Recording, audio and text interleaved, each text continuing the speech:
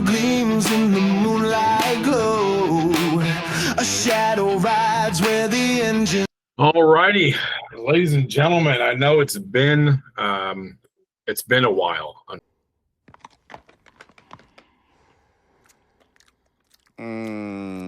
What made you come around, Lois? Unfortunately, and that's mostly my fault because I just get busy, and yeah, I know it is. It's I take the blame on this one, guy. For all you fans out there, for you 5 guys that follow us, I appreciate that. We all appreciate that. So it's about damn time. But yeah, we do apologize. I'm sorry. It's mostly on me. So, but welcome to another episode of the Shadowy Flight. I don't know which episode this is because it's been that long. Number 8. That I don't remember which episode this is. Is it number 8? Sweet. Yeah. All right, number 8 it is. So number 8. So, gentlemen, let's start off with Greg. I know you have some news on your build. Where are you at on your build? Give me your car keys. So I don't even know that I would call it news. It was more like I give up. Between work and home life and everything, I was making like zero progress. So I talked to a good friend of mine who has a shop here locally. I have done a lot of things in my life. And we did some horse trading and this, that, and the other. And he's like, look, I can go ahead and get you running. That way you can just worry about, putting the bells and whistles on it. So it left, 2 days ago? And, I've been fighting with this thing for how many months? 75 years later. And he sends me messages, oh, by the way, I should have it running about a week. I'm like, Son of a bitch! So well, that's good. So you're back on track. Yeah. You're back on track with your car. That's awesome. Sky, I mean, your car is running now. Oh yeah? How's my hair?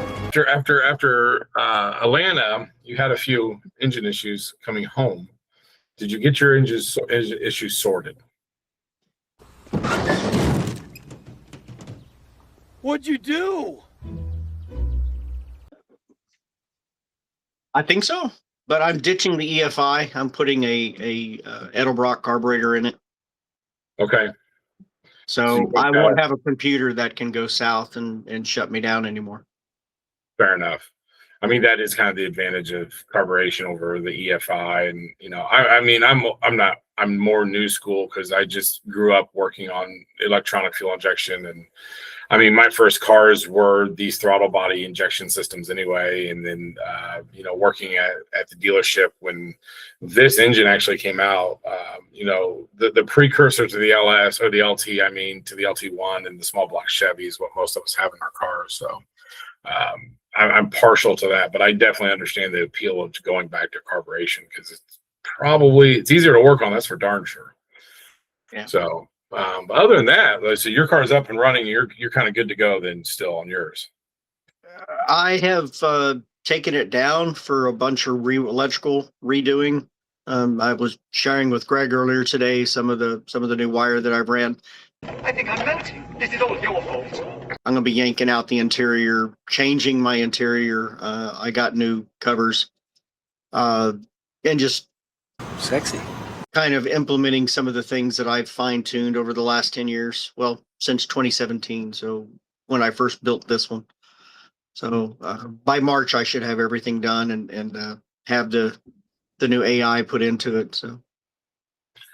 Yeah, that's fair. I decided as I'm building mine, that one thing I wanted to do is I wanted to try to future-proof the car as much as possible. So I ran 5 or 6 different colored Cat 5 cables throughout the car, some from the engine bay to the back, some just from the dash to the back, and did a lot of that stuff. So try to do some future proofing so that if I ever want to add something, I don't have to yank the interior out of the car to make it look nice, because that's one thing that if you're going to do it, I figure you might as well take a little bit of time and do some of it. So part of my endeavors are trying to future proof some of it, of the car. So running extra cables that are connected to nothing is not a bad idea. That way, when something new comes out or you decide to add something, you can just kind of find wire at each end and put a relay on it, or hook it up to a switch and minimal work. Yeah, and that's why I use Cat 5 because it for the most part it can handle 12 volts in short bursts. I mean, you're not going to run something long term like a light that's going to stay on long term No shit, huh? over Cat 5, even if it is just 12 volts. You're not going to do that. But just to trigger something, Cat 5 will do just fine. And I got different colors back there because they do make Cat 5 in lots of different colors. And we had so much of that stuff at the school that when I cleaned out my classroom, I ended up throwing some of it away. They're going to throw some of it away, so I kept it. So that's what I did. But speaking of that, what I wanted to actually kind of talk a little bit about, because I know that, Greg, as you get closer to building, and as my car hopefully will be painted by the end of January, I will be starting final assembly of my car. And Greg, you're going to be starting some assembly of your car soon. So we're going to kind of come back, I think, to how some of these cars actually go together, right? Because I'll have some pictures, Greg will have some pictures. Scott, as you redo your car, you'll have new pictures. Yeah. So I know I have some gadgets on my car. I've come up with some gadgets. And those very few of you, my 400 TikTok followers, I think it is. My talkers of tick. Yeah. You gotta come up with like the catchphrase, man. Catchphrase. And that's the best I could come up with, and it's horrible. Back again. Back again. Yeah. I'm like, mine's horrible, and I know it's horrible. I'm not trying to say it's great. So if y'all have some suggestions, I will take them. Hey, I will tell you now, Kitt, or my Kitt, knows that you're still single, and he knows that you're forklift certified. Yes. So over right before Christmas break at school, there's a thing called an ACTE conference, and it's for teachers and for trade teachers like I am, and it's not math and English stuff. And there's a conference down in Tennessee, and is in Nashville this year. And the school sent me down there. And the funny thing is that forklift certified thing, all the other teachers that went with, there's two or three other people that went with me. And they're all like, tell them that you're, forklift certified or whatever. I started saying it at the bars. I'm telling you, I got some good results with that. I'm just, so I mean, go out and get your forklift certifications if you're single. So, but it's the most ridiculous thing to say to a woman and trying to pick her up at a bar and be like, hey, I'm Oh, I've heard worse. Oh, please do tell. Give me one bad line, Greg. Well, the one bad line that immediately comes to mind, it's actually a good friend of mine from years and years and years ago that I haven't talked to in years. So if you're watching or ever watch this, you'll remember it. He was a model for Tommy Hilfiger. So, of course, anything he said to a woman, they were like, yeah.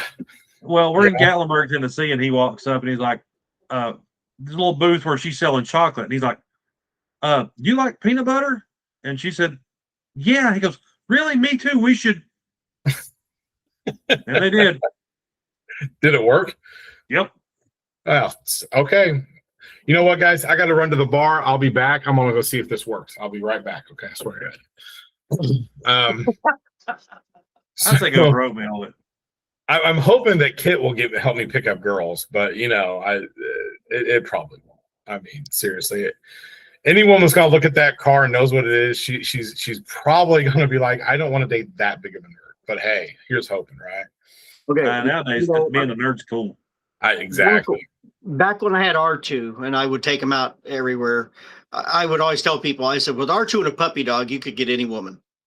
You might be able to do the same thing with Kitt, because Kitt can be flattering and say some nice things about her as opposed to himself. But, you never know. I think Kitt will be quite, I mean, no matter what, it'll give, I've always said, I'm horrible at starting the conversation. If I can get a conversation going, that's when I can be charming, believe it or not. I tell my students that all the time. They're like, no. Bullshit. I'm like, yeah, probably not to you little asses, but that's okay. Mostly I like my kids. They're kind of funny, but it's one of those things that at least get my conversation going with some of the ladies. And like, if they appreciate Kitt, then I mean, they're a keeper at that point, right? So but speaking of gadgets, so I know I have some gadgets. With. What's that? I just remembered I've got a single neighbor that I could fix you up with. I was coming home from work one night, and it just so happened a pristine 89, well, I think it's 86, I'm sorry. Red and I won't say red and silver Trans Am is in front of me. I'm like, nah, there's no way this car lives close to me. So I chased her through the neighborhood. And sure That's enough, called stalking, my friend. Stalking. yeah, I pulled out and I was like, "Hey, I'm sorry to stalk you, but no, she was a Knight Rider fan too, and she's got her red one and a black Stalking's an ugly word. one in the backyard, so might be able to I fix mean, you up." I'm hoping to make a spring break trip there, buddy. It's only 11 Come on, weeks let's away. go. Not that I'm counting, because I'm not that I'm counting that spring break is only 11 weeks away. But I know I got some gadgets. Greg, I'm going to start with you because that's the order of my screen. Or do you have any gadgets, or are you planning on putting gadgets on your car? I'll be honest, right now, gadgets are kind of in the back burner. I'm just trying to figure out how to get this thing put together. It's funny you talk about gadgets. This is my second build. The first build was eons ago when nothing had any kind of functionality. I remember back when we were like, man, I wish I could figure out a way just to make the scanner make a whoosh sound. And nowadays that's like the least impressive thing it can do. So, I mean, yeah, I'd like to put, irritating after a while. yeah, but I mean, I'd like to put, of course, the smoke screen or the oil slick like you've got on yours, and a couple of things here and there, but I don't know. We'll see. Heck, I might put some rocket thrusters on there and have reverse turbo boost. God. Talk about a MacGuffin. Just a reverse turbo boost. I mean, come on. Turn the thrusters around. Yeah, somehow just, Never happened again. No. I mean, so many gadgets never happened again, but that's the point of a MacGuffin, right? Scott, what about you? Do you have gadgets on your car other than the AI? That we'll get back to that. But other than that, do you have any gadgets on your car? I think currently right now, the only thing I have is oil slick. Okay. And I've really never even used it. I have found a really good liquid to put in there. I mean, it's not thick at all, but coffee. Ooh. Because it comes out brown, so you don't have to worry about spraying it and causing it to stain anything. So I was thinking I'd just get a little bit of food dye and put it in the water, because I did get the oils. I have the oil slick installed. That's probably one of the only gadgets. Well, no, I have two gadgets installed. That's the only gadget I have installed on mine is the oil slick. Which, for those of you who want to know, Scott, how do you do yours? What'd you use for yours? a small windshield washer pump and a solenoid, because you have to have the solenoid, otherwise it's just going to drain it out. Yeah.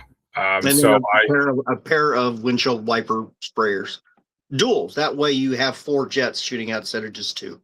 Yeah, I did. I found it on Amazon for I think it was less than $20. It came with a pump and all that kind of stuff. And what I did instead of a solenoid is I just ran the hose from the reservoir up and around, so that it won't. After it sprays, it drains a little bit, but then it's done, and it won't. I don't have to put a check valve in it. So I don't have to worry about that. Otherwise, you can put a check valve in.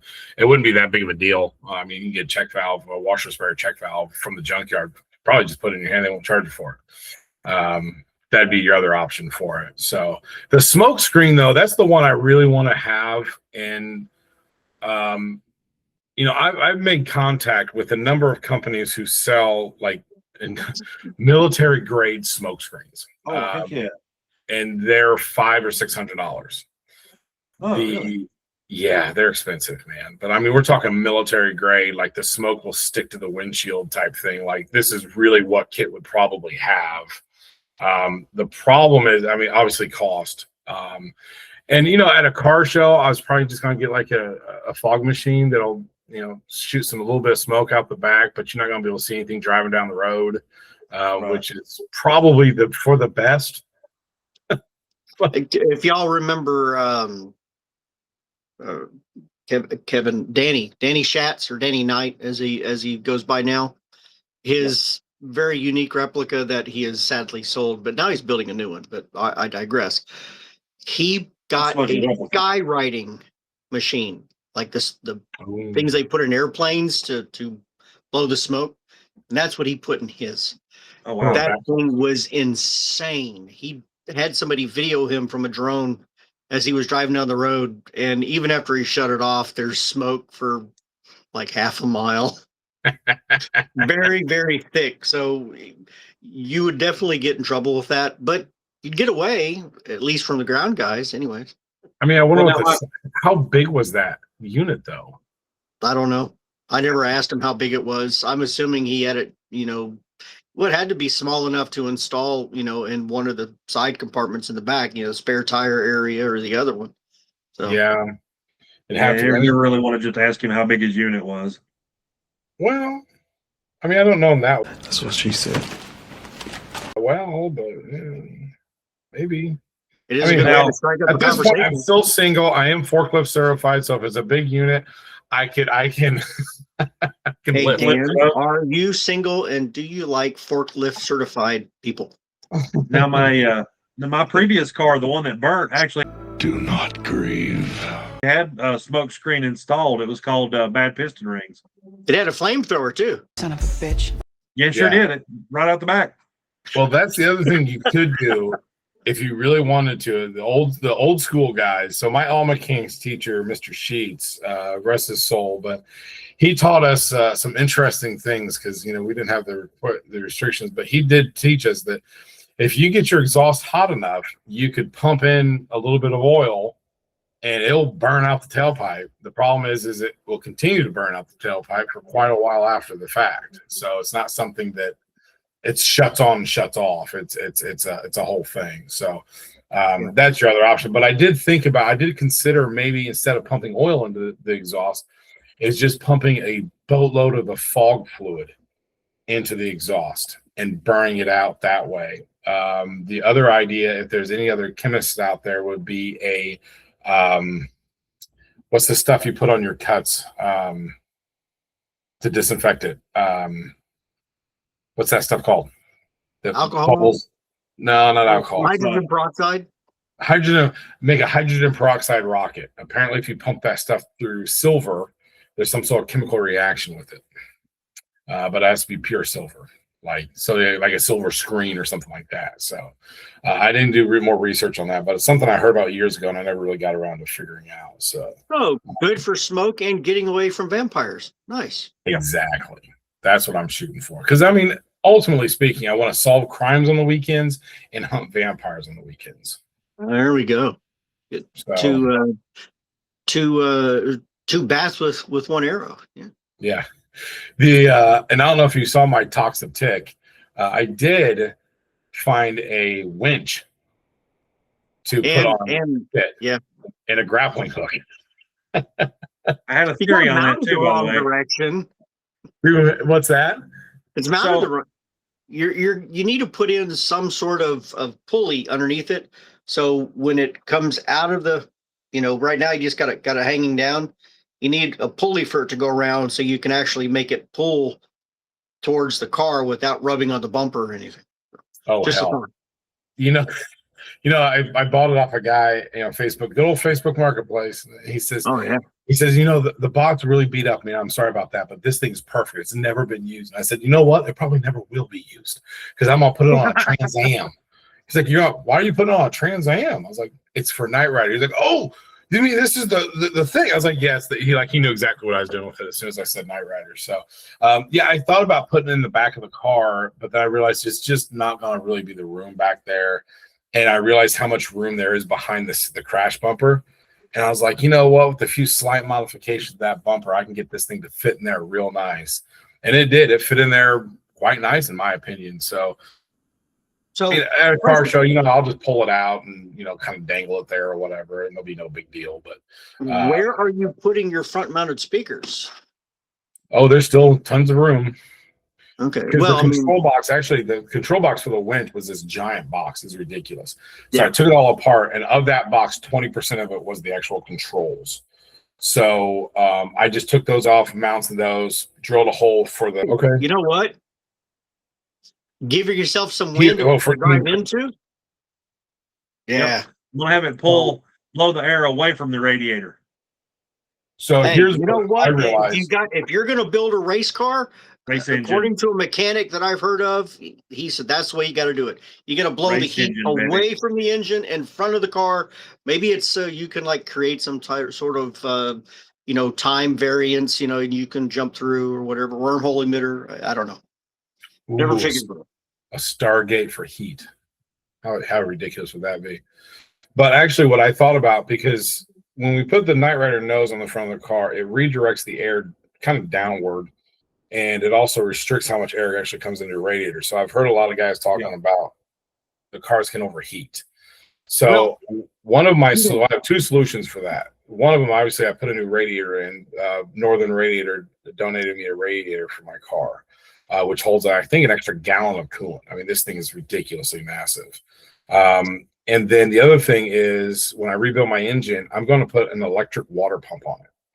That way, if it ever gets hot or too hot, I need to slow down, I can just leave the water pump on with the cooling fans, and I can keep the coolant circulating throughout the car. Okay. Smart. Keep chatting, guys. I've got a technical difficulty. I'll be right back. Fair enough. Looks like Darth Vader's bathroom. He's going to drop the neighbor's kids off at the pool, probably. One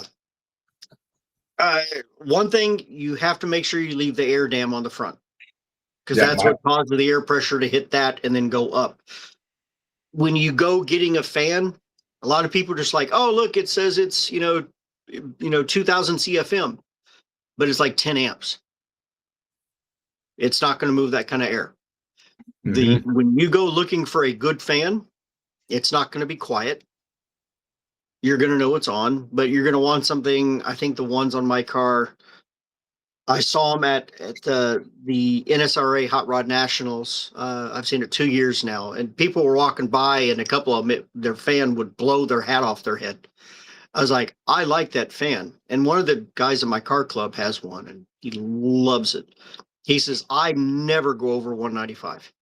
And he's got a pretty souped up engine. So yeah, and I think, well, as far as the fan goes, make sure you have a shroud on your fan too to direct the air, because I took the old fans off my car. So when I put my new radiator in, I went to the junkyard and I got cooling fans off of because I was reading on the forums. I was like, what are they putting on? And it's so weird. All these guys are talking about get fans from a Ford Taurus. Like, why in the hell are you going to get fans from a Ford Taurus? Because I went and got fans off of a 2012 Cruise, I do believe is what it was. And they fit on this radiator perfect. They have shrouds. And the beauty of it, they plug directly in. I don't even have to. Yes, RoboCop. We can't see it yet till you talk, Greg. We can't see, or the fans, they plug right in. I didn't have to rewire a darn thing on the car. And they plug right in. I have my AC condenser fan and I have the regular cooling fan. All have shrouds completely mounted on there. Had to do a tiny bit of trimming on there, and they've plopped right on there, and they're perfect. So I don't know why anyone's using Ford fans on their GM car, but whatever. So that's what I did on mine. And it is sitting in the shop and it ran for 30 minutes and it never broke. It never broke 210, I think, is what according to the gauge on it. So far, I'm pretty happy with my modifications. We'll see how it turns out down the road driving, but so far, so that's what I did for mine. And I can probably get some pictures when I edit this video. But now you can show your thing, Greg. Oh. You're talking about Ford Taurus. I just happened to pick this up at Walmart. The 6000 SUX. Nope, that's the Taurus. How do you guys find this stuff? Apparently need to go to Walmart more often. Every time I go into Walmart or Target, I will I'll walk to the toy section. You'll find, I got that. I got the little car. I found that at Target. I took that to school, and I put magnets on it. So on my board, when I'm trying to illustrate, I have a Knight Rider car on my board. And my students, they expect all Knight Rider crap from me now constantly anyway. So I've been varying a little bit. Let me show you something cool I got for Christmas. I know Joe Houston talked a lot about these. Do you remember Mask? Mobile Armored Strike Command. Yep. I have an original I have an original Thunderhawk in my case out there. And if I ever hit the lottery, I'll never tell anybody, but there will be signs. And one of the signs will be a gill-winged Camaro painted just like that thing. Well, you've seen that the I forget which one it was. It was the '57 Chevrolet that had the Yes. They actually made that car for the commercial. For a commercial, they found it. The guy found it. I saw that Yes. video. Well, there was a Thunderhawk in that commercial too. Yes. You saw the rear bumper raise up and show the rockets, and that was it. Yeah, I mean, if I had the money, man, because I just saw a gill wing. Someone did a gill wing Camaro at a car show. I'll have to try to find it for the pictures and whatnot. But someone did a gill wing Camaro. They made a gill wing Camaro, which, if you make the doors out of carbon fiber and some other stuff, it shouldn't be too hard. You just design the doors like a DeLorean. Don't use T-tops. Definitely don't use T-tops. Yeah. Did you guys send me something? It was me. I sent it to both of you. You can look later. Okay, fair enough. Yeah. So, but that would be one of them too. So, okay. The other gadget I found, and you talkers of Tick, my 400 followers probably have already seen this, is I found a laser that will pop a balloon.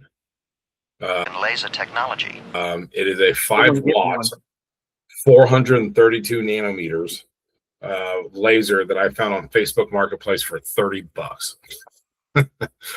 So I will be able to, I'm on 3D print. I'm going to have the kids 3D print me a holder essentially to fit beside the fog lights under the bumper. And then I'll be able to wire that in. So I'll have a target set at a car show. So, whoever's in the car can push the button and pop the balloon and shoot the laser out of it. But it will not be in the car just driving around because there's no way to waterproof the laser. And I'm not doing that. I'll tell you what you need to do. Whenever we get together for a car show, you do that with your laser. And I'll put a piece of tinfoil in the window and use my high tensile reflectors. That is absolutely what we have to do. I mean, I pray for the day that I can take my car to a car show and someone will be there with a car, Karr, and I can go nose to nose with that vehicle. Like, God, I think that's all of our nerds' dream. That's when we're like, like nerd out on that shit. Like, I mean, I had planned on doing something similar with Michael's car when it was done. I never got to, but I wanted to put character AI in his and put Car's voice and Kitt in mine and just have them talking to each other. Car wouldn't be very disrespectful or mean just because character AI doesn't allow you to, really set the demeanor. But the thing will talk back and forth for over an hour. You just walk away and. Well, in fairness, Carr wasn't really that mean. He just didn't give a crap about anybody else. In fairness, like he was never, I mean, I think as a kid, I just loved that line. He must have picked up my sonar. Damn, but in fairness, Carr wasn't really like, yeah, he's the bad. They must have picked up my sonar guy, but he was never like, Kitt, you're a punk ass bitch. Which would have been amazing to hear Peter Collins say that, like, call him a punk ass bitch. But he was never really that mean, in my opinion. I could be wrong, I guess. He wasn't mean. He was just programmed wrong. Yeah, he was just programmed wrong, which, again, that's kind of the plot hole. Why would Will Tonight build a whole new car? Why wouldn't he just yank the AI out of the car and then put a new one in? But hey, that's just me. Because the AI had gotten so in depth into everything in the car, you couldn't just pull it loose. It was just incorporated. Oh yeah, I mean the car was the AI essentially. Oh, okay. Is that what we're going with? That's my story, and I'm sticking to it. Well, if you want to do a photo opportunity like that, we can always call up Charles. He's got a card, and he's in Georgia. Oh, I could just He's actually coming down here in February to hang out for a little while, and I'm not sure. I don't think he's going to bring Carr, but idea. I mean, I would like to. I mean, I've always thought Carr was. I mean, if it wasn't for the season 1 or 4 dash, I would have built Carr. I like the season 4 dash better than the season 1 dash. That's just my personal preference. But Carr is just first of all, his voice box is so much better. It's so cool. Yeah, so much cooler looking. Well, and stop that being paint such job. a purist. I'm not a purist. What? No, I'm talking. Oh, yeah. If you stop being such a purist, you could build a car with a fourth season dash. I know. I'm not gonna though. I'm a purist. I can't help it. Yeah, and the paint job on car is just so much cool. I mean, I love that paint job. That Corvette paint job. Yeah, part of it's being from Indy. You know, that's kind of my home roots right there, and because that's a pace car, an 8500 pace car from the 86 Corvette, I think 85, 84, 85, whatever it is. You know, being a hometown Indianapolis guy, that's, you know, but still, you know, so those are my gadgets. Like I said, I got the winch put on the front of the car because it's just more room on that, and I did buy a grappling hook. I watched that. He only used a grappling hook technically once out of the front of the car. He towed in the pilot episode, I think he towed that chick to the military base, and that was on the back, but he never really, I couldn't find it. I feel like I saw, you know, a picture of him pulling out like this big black grappling hook type thing in the back of the car. I never could find it. And in the front of it, that when he shot the hook out the front of the car, it was very What was the episode where there was one episode I remember they keep talking about the bloopers where the grappling hook fired out, but you saw the person throw the grappling hook. You saw their hand come out from under the bumper. God, I love the 80s. What episode that was? Oh, I think Michael was stuck inside a building or a barn or something, and Kitt had to jerk the door open with a grappling hook or something. I can't remember. How else would you get a door open? I mean, don't open the son of a bitch. I mean, you know, back in those days, you could put your watch up against a safe and it would turn the dial. So. Yeah. So I was talking to my students today, and they're like, "So what are you going to do with this car when it's done?" I was like, "I'm going to go on the weekends and solve crime. What do you think I'm going to do with it?" And I started kind of joking with them. I was like, if you really think about the premise of most of the TV shows from the 80s, they're so idiotic. I mean, so like Airwolf. So think about Airwolf. Here's the premise of Airwolf. If y'all don't remember, you know, a summary of it was Stringfellow Hawk. His brother was lost in a war. I think it's Korea, probably, judging by the time frames. So he goes and steals the military's top secret freaking helicopter that apparently doesn't have GPS on it yet, and says, "I'm not going to give it back to you until you find my brother. But in the meantime, I'll run around and do missions for you. Don't you worry about it." And then you have Blue Thunder. They were just going to sell it to the highest bidder, who was a bad guy anyway. So, well, no. Well, originally it was like a CIA asset or something like that. It was a government issue. It was a government chopper. And then you have like Blue Thunder, right? Blue Thunder was essentially a military attack helicopter given to LAPD. Why are you giving this thing to LAPD? Hardcastle McCormick, another car show, right? That was a judge, not a cop. A judge had a bunch of old cases that he wanted to go back and solve or something. So no jurisdiction, no legal anything. He just gave a car thief a prototype race car and said, "You go solve these for me, and we'll be good to go." Hardcastle McCormick. Let's think the Fall Guy. I'm a stuntman, but on the side, I'm gonna be a bounty hunter. And thank God all the bounties were around movie shots and TV shows. Let's see, Dukes of Hazzard. I mean, my God, how could you not call the state police or the attorney general on Boss Hogg? My God, what's wrong with you people? Like, that was the whole premise. The Duke boys just stopped Boss Hogg. That's it. Whole premise right there. Yep. I mean, these shows are just ridiculous. I mean, and Knight Rider was the start of it all. Sense. They were just showing cool stuff. That's true. I mean, those cars were cool. I mean, the Coyote X, the original Coyote, not the DeLorean mismatch. Yeah. Season 2 piece of shit that thing was, because that thing just looked weird. The original. That was just a cool car. And did you see the gentleman who's building the Knight 4000 body kits? Yep. Somebody in California, Joe posted, he's got that body kit. I know Steven Leskowski was just recently looking at a super clean Dodge Stealth, so I tagged him on that, and I was like, "Hey, there you go." He's not building them. He has what is probably one of the last or fiberglass pulls from. If I pull up my contacts, Was it Jay Orberg? Yeah. And Jay Oberg he destroyed the molds like 4 years ago before he officially retired because they're massive, and he never got any sales or rarely ever, and he was winding down. So he called me like 3 years ago, which I saw Jay Orberg show up on my phone. I'm like, and he said, "Look," he said, I'm getting ready to retire. I know that you do a lot of stuff with the Knight Rider stuff. Would you have any interest in my molds?" And I said, "Mr. Orberg, I would love to, but right now, just financially, I can't." So I don't know what he ended up doing with them. I don't know. I know Andrea Yannicone. He was building one, and he actually had the last pull because it was after Jay made his. He cut the molds up.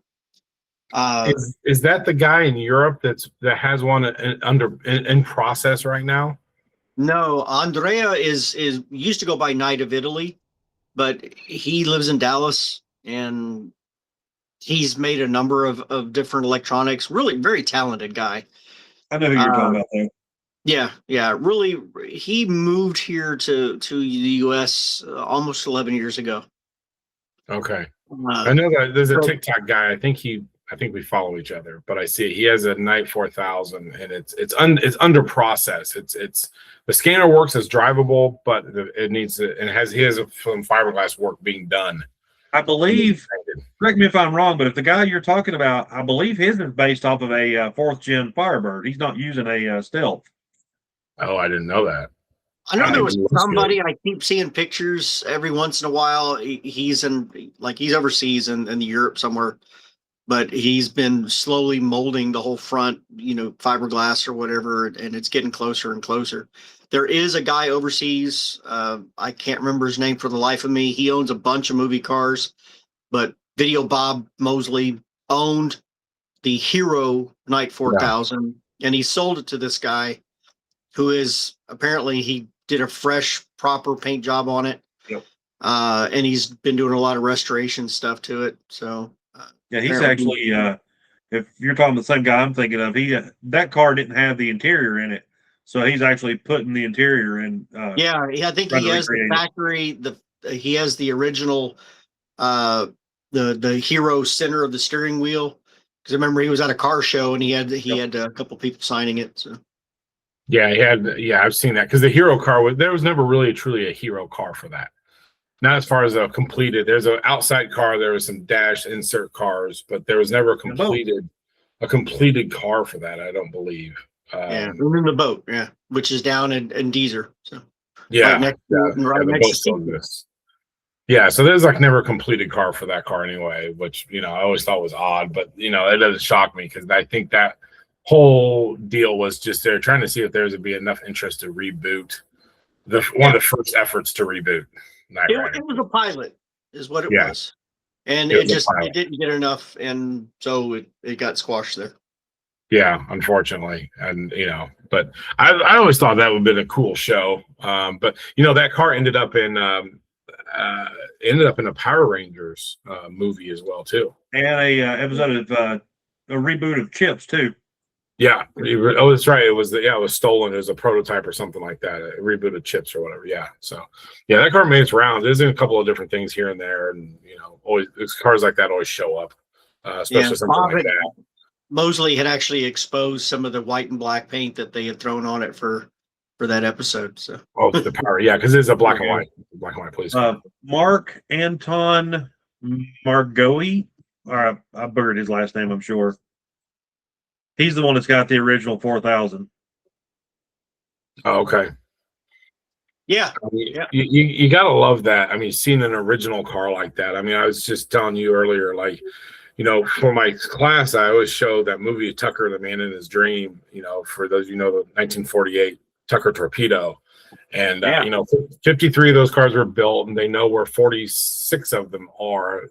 I think a couple were destroyed, one's lost.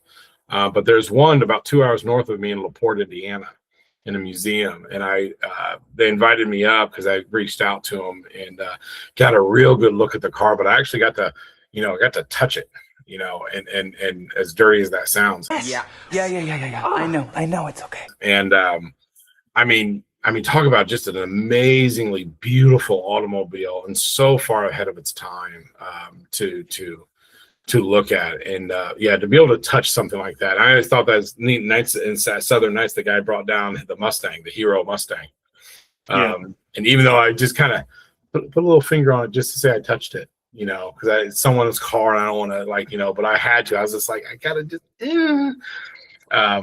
because that was, I mean, it's just so cool to be able to do that. So here's a good question for you, and in the same train of thought. Let's say your kit is done, you know, yada yada yada. Money is not a problem, but it cannot be Knightrider. What TV or movie car would you build? So I have an idea what I want to build next. And it's not exactly a TV or movie car. It's kind of close. But what I want to get is a white Cadillac CTS station wagon and do an upgraded version of Ecto-1. Because there's no way I'll ever get a 48 Cadillac Meteor. I mean, they just get that one from Levin. Son of a bitch. 59. You guys can't see what I see right now.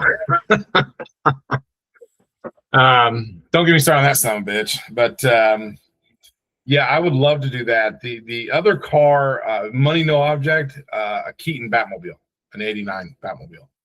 That's probably one of my top 5. But yeah. I mean, a DeLorean, man, a DeLorean is. I mean, here's my only thing about DeLorean: they're such pieces of shit.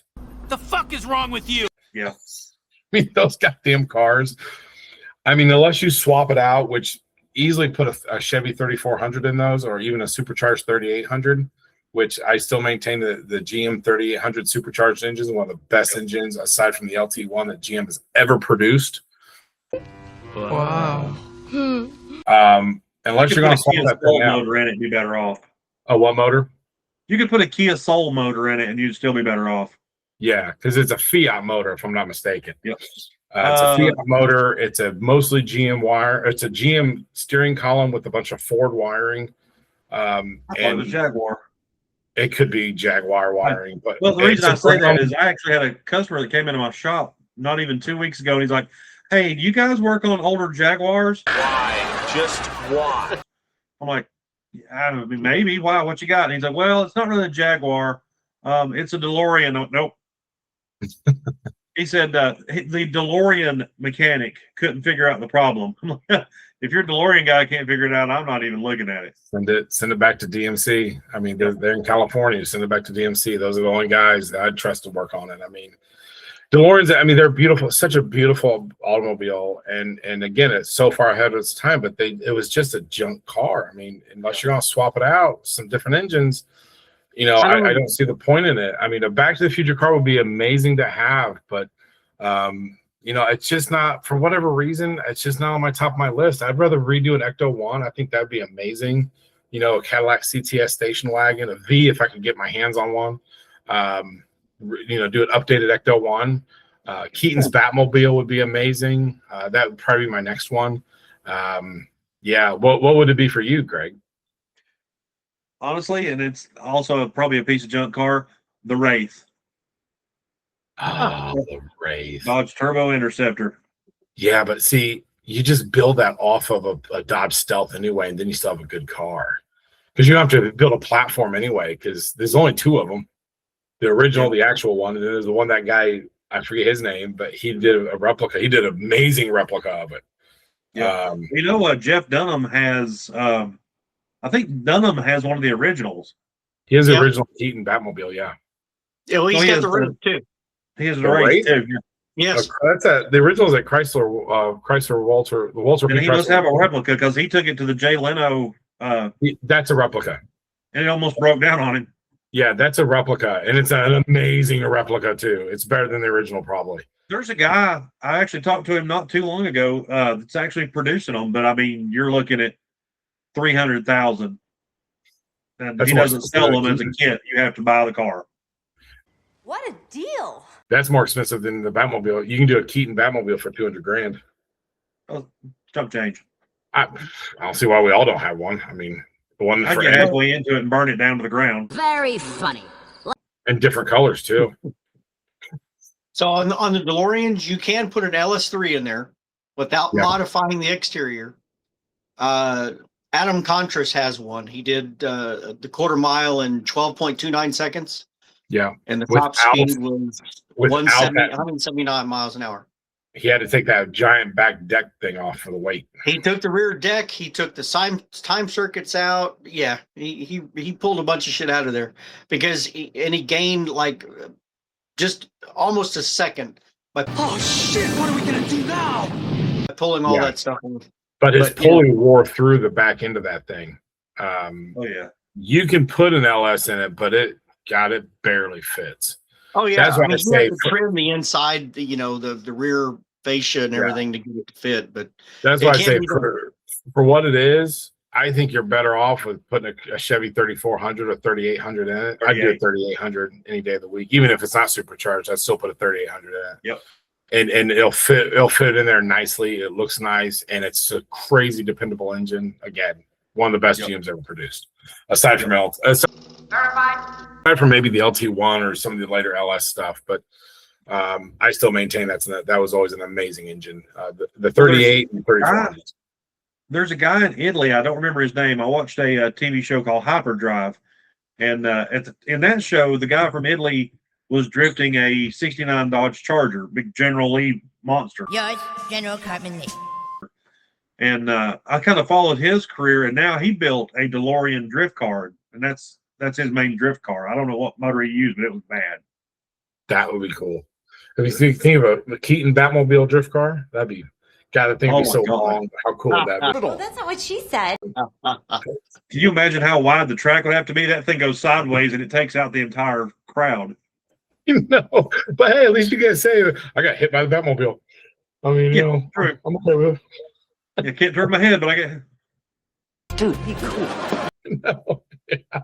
I mean, that would be one of the cool. I mean, the Wraith would be an amazing. God, that'd be talk about a head turner, man. See that thing driving down the road, a Wraith, because it always remind me of a Jaguar XJ 220. True. Which is one of my dream cars. But even it's kind of one of those cars too. Like people don't realize when you buy Bugattis and Ferraris and these cars, the cost of the maintenance of these cars. I see it every day. Oh yeah, you definitely see it. I mean, the cost of to have a Bugatti just sit in your garage, I think I saw a guy did it. I think it's $100,000 every 2 years. Just to don't even drive the son of a bitch, just sit there, and what you have to do to it. There's not a day that goes by that I don't have somebody come into my shop with nothing. I mean, it's like just mid-grade Mercedes or BMW or Land Rover, and you tell them it's $2,000 to do a radiator, and they lose their mind. I'm like, you drive a Land Rover. What the hell? What the hell is that? Yep, I did the same problem. I mean, I worked at a Chrysler dealership, and the Dodge Viper owners would have that problem because the cost of it, because to get anything off the car was difficult, and it had all the panels, and it's like, well, to do an oil change is $280 on that stupid ass thing, because hell, first of all, the oil alone, I mean, it takes 15 quarts or some crap. It takes almost as much as a diesel. It takes a bunch of oil. It has to be the high end stuff, all that kind of stuff. And it's like Corvette owners. Corvette owners the same problem. My aunt's a Corvette owner now, and she swore I will never be that Corvette. I got a 101. No, you don't. You don't have a 101. They make too many Corvettes to be a 101. But these cars, I mean, cars take maintenance, and that's one thing I tell people. Like, well, the beauty of Knightrider is that it's an '89 Trans Am. All I got to do is change the oil and rotate the tires. I'm like, shit, this thing's good to go. Compared to a lot of these other, really exotic cars. And my students are always like, I want this, I want that. I'm like, no, you don't. You don't want that car. You can't afford that car. Even if you can afford to buy it, you can't afford to maintain it. But that's, that is unfortunate, the beauty of owning, having these cars. So, Scott, what about you? What money, no option? What's your car? Well, besides the DeLorean, 59 Ecto. I'd want to stay true to the original. Yeah, but I'd want to do Ecto 1A. I like the gaudy, all the additional lights and the scrolling LED signs and stuff. It was pretty sick. Yeah, I think if I ever build my Ecto, it'd be a cross between the two. some of the original stuff, but have some scrolling lights on it and call it Ecto 2B. But I always thought that'd be cool because that always killed me about when they redid the Ghostbusters movie. I was like, they gotta redo Ecto 1. Like, you have it, but like when the other Ghostbuster people show up, what are they gonna show up in? And they need to be showing up in Cadillac CTSs, station wagons. Like that's what they need to be showing up in, because they always want to go to the SUV, but I don't want to do that. So that's my other dream car that I really like, because I love my Cadillac CTS anyway, my 12, and I would love to do an Ecto 1 version of it. So I'm trying to remember the guy's name. He built an Ecto out of a Dodge Magnum. He also owns Kitt and car. Yeah, that's one of the Ghostbuster groups. What to see that? I forget who it is. I forget which town it's in, because like every town has a Ghostbuster group. They're like the 501st. Every town has a 501st. And I forget who it is, but I've seen the Indianapolis Ghostbuster group. They used a Chevy Caprice station wagon, big old honking thing that they use. So I've seen some interesting ones. I'll tell you another easy budget build. If someone wants a movie car, another budget build would be Jurassic Park Explorer, or even the Wrangler. Either one of those would be a good budget build. If you can find a square headlight, a Wrangler, which are hard to find these days, but if you can find one, and even just a regular XJ or KJ or whatever, like you'd be okay with that too. I think everyone would like that. An easy budget build if you wanted to do that. So. Those would be your other budget builds, because I think Knight Rider is one of the cheapest builds you can really do, other than probably Generally. Ask Alessandro about trying to find a Generally nowadays. In Italy? Yeah, he wants one so bad, but probably not. He'd be better off just buying one here and exporting it. Well, I told him just to move here. That's true. He'd be pretty better off moving here, but but that is we've gotten pretty far. So, but we've been going for an hour, gentlemen. I think it is a good time to wrap this one up. So, like I said, we'll try to be more diligent about getting some more of these episodes out and whatnot, and kind of go from there, especially as Scott, you start to refurbish yours, as it would be, and Greg, you continue your build on yours, and I continue the build on mine. We will get to some more building aspects, because that was kind of the whole point of this podcast, to start showing people how to actually build the cars, because I think that's really what I'm excited about too. I really want to start showing those and following all of us on TikTok and whatnot. So, Scott, I know you got nights of push for your plug for your business and website, and we do Greg, and we'll be out. Knightindustries of Kentucky.com, one of the only site that's ever offered everybody a FAQ page. Diagrams, drawings, explanations, how to build your car, how to wire stuff up. You don't have to buy anything. Just go there and read the FAQ page. It will definitely save you some sanity. It'll save you a lot of money, and you'll be able to build a good car with feeling good about it. Yeah. No worries. And Greg, you just started, well, not just started, but kind of started a new site for you. Yeah. So I've had Florida Nights for a while, but now I've got my little Phoenix graphics thing I'm doing, where I'm making all of our t-shirts. So if you want to check out Florida Nights, or if you want to check out Phoenix graphics, I'm there. Or if you want to check out Kentucky Nights, he's not paying any attention. So yeah, and then of course I have Shadowy Flight, so I'll have all of our contact information down in the linkies, and if you want to follow any of us on our socials, TikToks and whatnot, I know we all appreciate that stuff, because I'm not trying to make money off of any of this, but I do have shirts if you're interested in a Shadowy Flight shirt.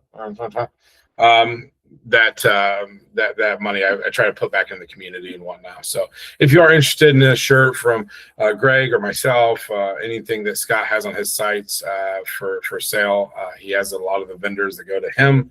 to sell their parts, and that's always easy to find a lot of different stuff. So, or questions, comments, any of that stuff, Linky, or hit us up if you'd even like to be on it. On the show with questions or builds or whatever, hit me up and let us know, and we will go from there. So yeah, I'd really like for us to maybe start bringing in some builders and talking to them about their journey and what they've got done. So if any of you builders out there would like to get involved in our little podcast, just come in, hit one of us up. It's fun. We just sit here and BS about everything. Obviously, this episode went about this much Knight Rider and this much everything else. So it's just a good time. Yeah, and little, maybe a little more Knight Rider, but that's okay. I had a plan. I did, but it didn't go very well. That's okay. So, but yeah. So, gentlemen, thank you again. And if anybody has anything, just let us know. So, signing off. Peace out. Later.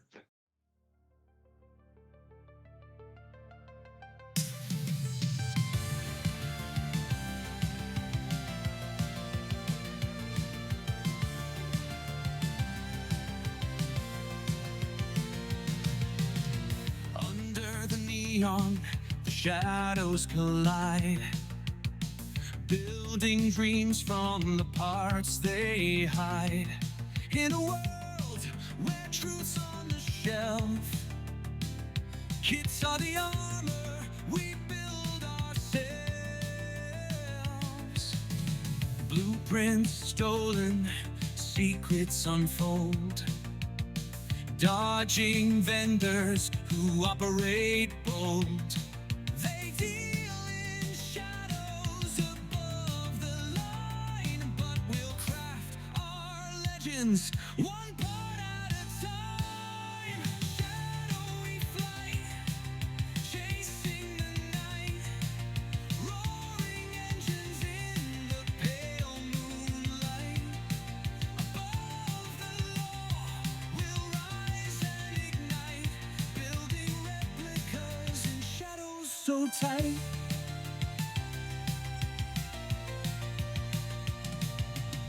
The whispers tell of crimes unsaid, black market dealers where justice is dead. But our hands carve out a better way, through criminal nets where honesty frays. Knights of the pavement, rebels in stride,